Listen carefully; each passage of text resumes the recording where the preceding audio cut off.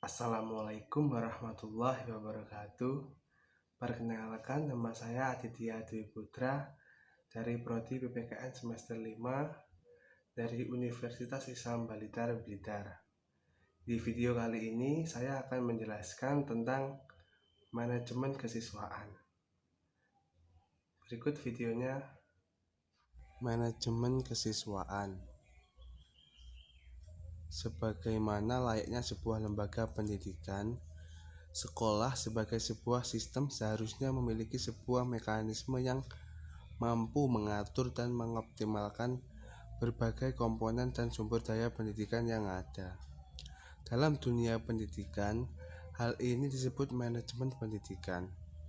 Manajemen pendidikan juga diartikan proses perencanaan, pengorganisasian, pengarah, dan pengendalian usaha-usaha personal pendidikan untuk menggunakan semua sumber daya dalam rangka mencapai tujuan pendidikan.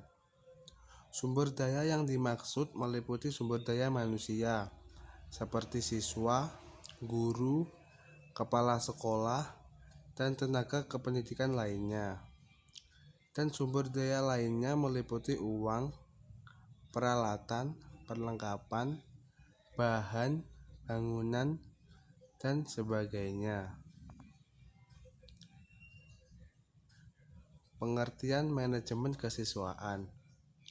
Manajemen kesiswaan memiliki pengertian suatu proses pengurusan segala hal yang berkaitan dengan siswa di suatu sekolah, mulai dari perencanaan, penerimaan siswa, pembinaan yang dilakukan selama siswa berada di sekolah, sampai dengan siswa menyelesaikan pendidikannya.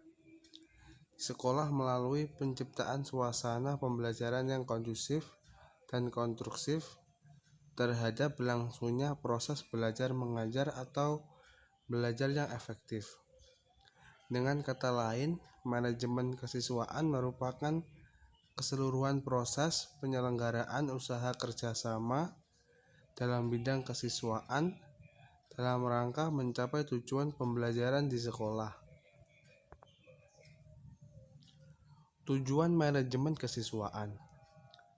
Tujuan manajemen peserta didik adalah mengatur kegiatan-kegiatan peserta didik agar kegiatan-kegiatan tersebut menunjang proses pembelajaran di lembaga pendidikan yang dapat berjalan lancar, tertib, dan teratur, sehingga dapat memberikan kontribusi bagi pencapaian tujuan sekolah dan tujuan pendidikan secara keseluruhan, serta mampu menata proses kesiswaan mulai dari perekrutan, pembelajaran sampai dengan lulus sesuai dengan tujuan institusional agar dapat berlangsung secara efektif dan efisien. Fungsi manajemen kesiswaan. Fungsi manajemen peserta didik secara umum adalah sebagai wahana bagi peserta didik untuk mengembangkan diri seoptimal mungkin, baik yang berkenaan dengan segi-segi individualitasnya, segi sosial, aspirasi, kebutuhan, dan segi-segi potensi peserta didik lainnya.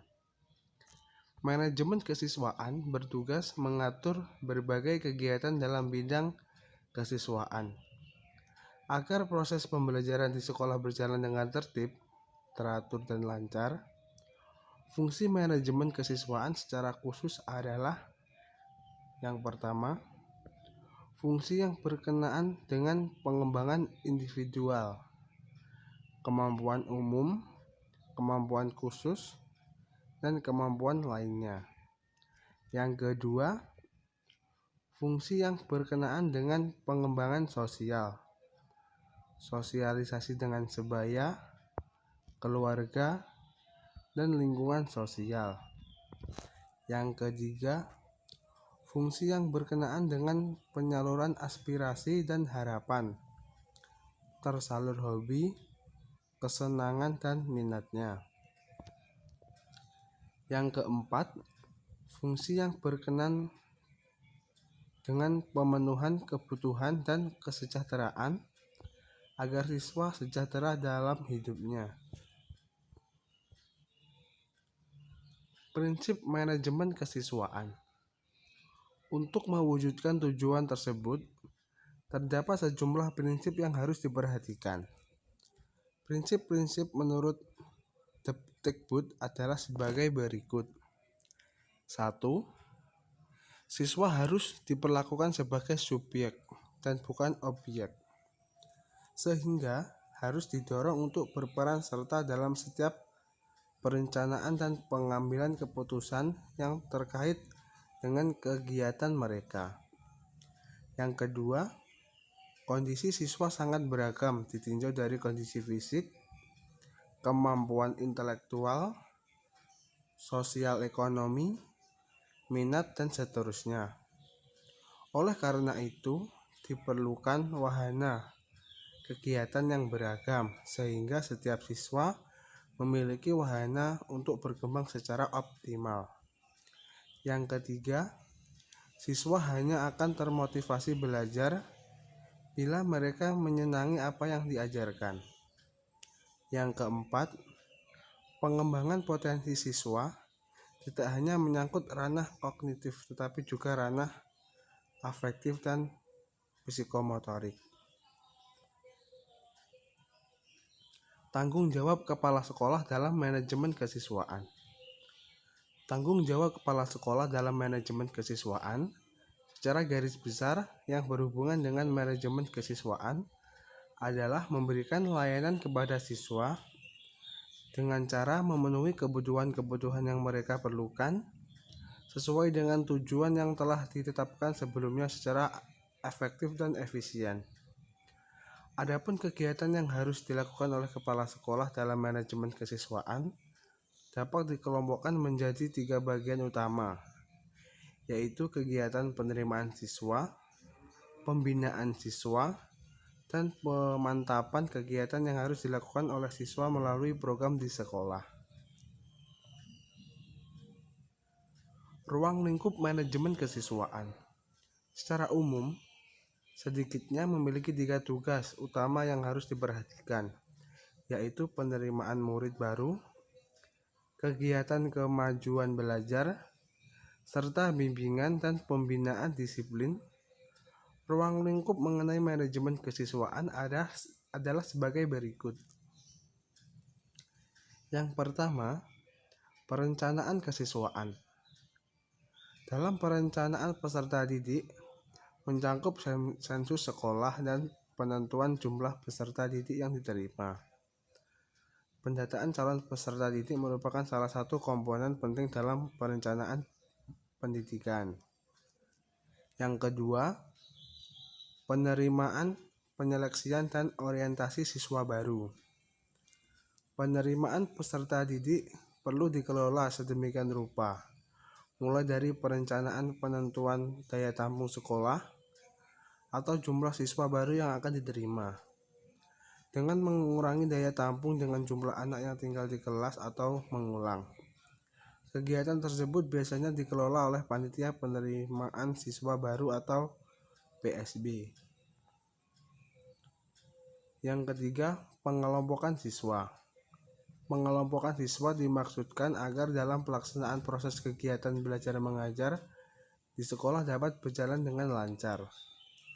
Yang keempat, pembinaan disiplin siswa.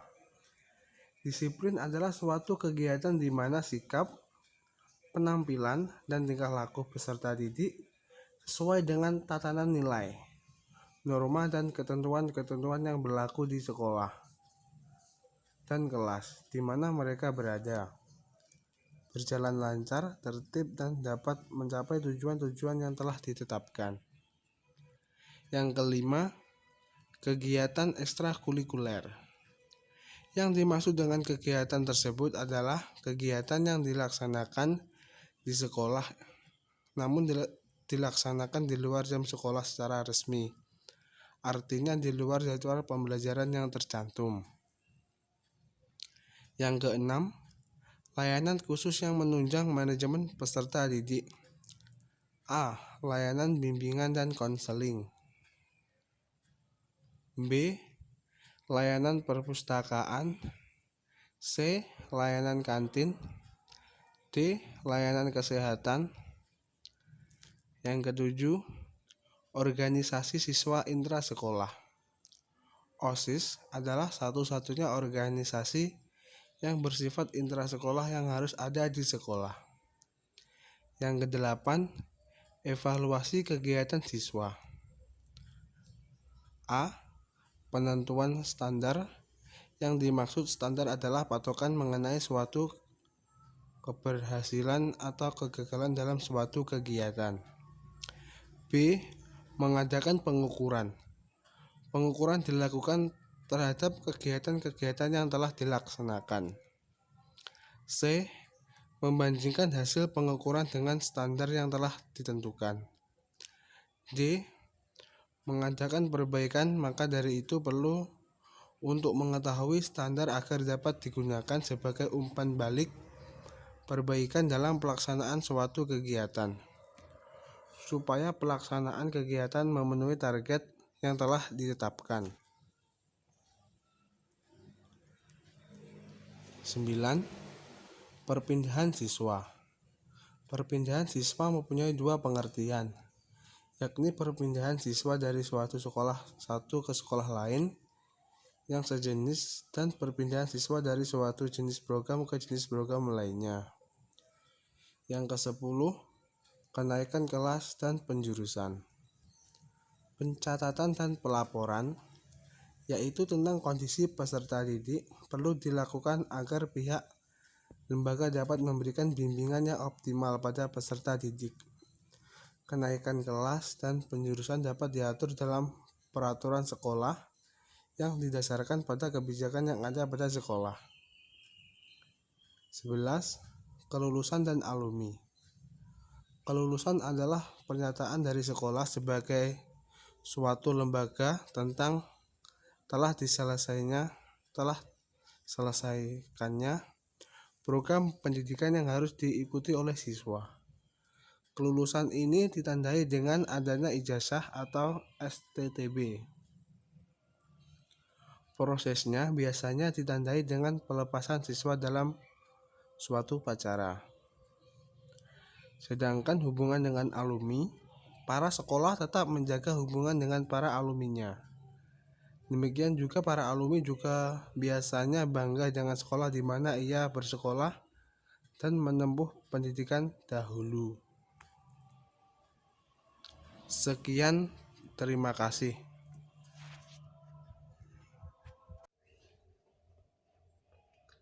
Baik, itu tadi penyampaian saya mengenai manajemen kesiswaan.